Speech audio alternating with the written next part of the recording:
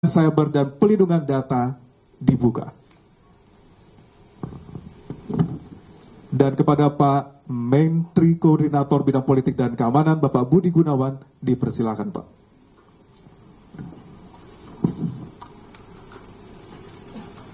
Rekan-rekan media sekalian yang saya hormati,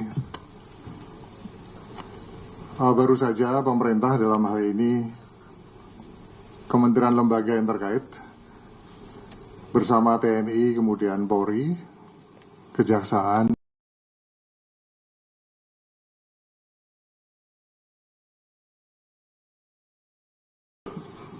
dan PPTK telah menindaklanjuti hasil capaian dari Des Penanganan Judi Online,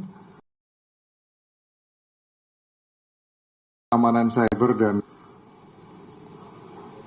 serta Des Keamanan Cyber dan Perlindungan Data. Rekan-rekan media sekalian, bahwa judi online kondisinya saat ini memang sudah cukup meresahkan, mengkhawatirkan dan darurat begitu. Bapak Presiden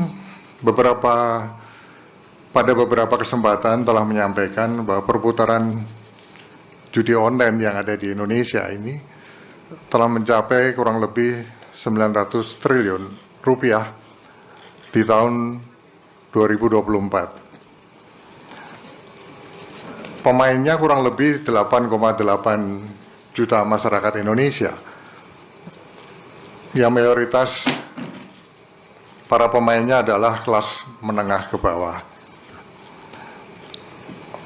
97.000 anggota TNI Polri dan 1,9 juta pegawai swasta yang bermain judi online. 80.000 pemain judi online yang usianya di bawah 10 tahun. Dan angka ini diprediksi akan terus bertambah jika kita tidak melakukan upaya-upaya yang masif di dalam memberantas judi online ini. Masifnya jumlah judi online ini dapat dipahami karena judi online menurut pakar cyber security itu dapat mendatangkan hormon endorfin yang membuat pemainnya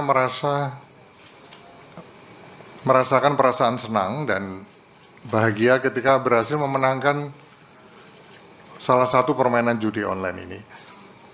Padahal kemenangan itu memang sudah diatur oleh operator-operator judi online agar deposit dananya semakin besar. Ketika depositnya sudah besar, dipastikan pemain akan kalah dan kehilangan uangnya. Artinya apa? Bahwa sebetulnya judi online saat ini itu sudah seperti wabah, seperti penyakit menular yang menjangkit berbagai kalangan, dari kalangan tua hingga anak-anak.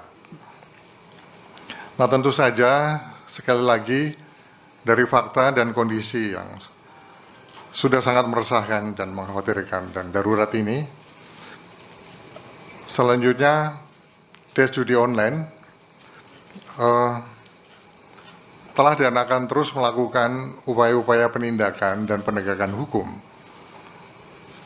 memotong dan memblokir situs-situs judi online, termasuk penelusuran dan pemblokiran aliran dana, serta melakukan kampanye dan edukasi publik untuk pencegahan judi online. Dari sisi teknis memang nampak sangat mudah untuk mengidentifikasi maupun melakukan pemblokiran terhadap situs-situs judi online. Namun dari hasil evaluasi kita, bahwa kemudian banyak operator yang melakukan domain switching, artinya mereka dengan mudah mengganti nama domain yang telah diblokir tersebut, sehingga selanjutnya langkah pemblokiran akan kita lakukan dengan lebih agresif. Dari hasil rapat DERS pada hari ini, ada 3 hal prioritas yang akan ditindaklanjuti segera di dalam upaya pemberantasan judi online. Yang pertama adalah DERS gabungan akan bekerja sama dengan platform-platform teknologi dan penyelenggara jasa internet untuk melakukan pemblokiran secara sistematis. Yang kedua, DERS gabungan juga akan terus melakukan penegakan hukum dan penelusuran aliran keuangan judi online. Kita akan upayakan koordinasi hukum lintas negara dengan menyasar aktivitas pencucian uang untuk memudahkan penindakan. Yang ketiga, DERS gabungan juga akan memasifkan kampanye dan edukasi publik tentang bahaya akibat daripada judi online. Bahwa slot atau judi online itu adalah penipuan. Masyarakat selama ini ditipu oleh para operator judi online.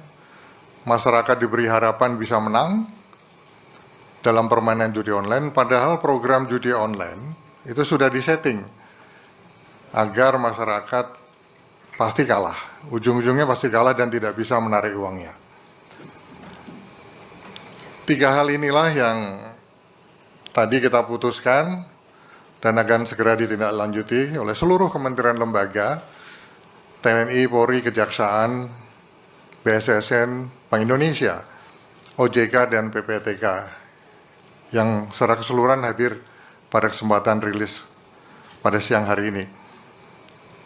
Sedangkan untuk DERS keamanan cyber dan perlindungan data, ada 2 fokus yang saat ini sedang dikerjakan oleh Kementerian Komunikasi dan Digital dan BSSN. Yang pertama adalah melakukan perkuatan keamanan website milik pemerintah, termasuk Pemda dan lembaga pendidikan. Yang kedua, melakukan akselerasi penuntasan pemulihan atau recovery terhadap Pusat Data Nasional Sementara atau PDNS, baik dari sisi infrastruktur maupun pemulihan data untuk mendukung pelayanan publik yang berbasis digital sebagaimana arahan Bapak Presiden. Saya kira itulah beberapa hal yang dapat saya sampaikan. Selanjutnya saya persilakan dari Ibu Menteri Komdigi untuk menambahkan, juga nanti dari Dikti, Kemenak, kemudian dari Polri, dari Kejaksaan, termasuk dari OJK.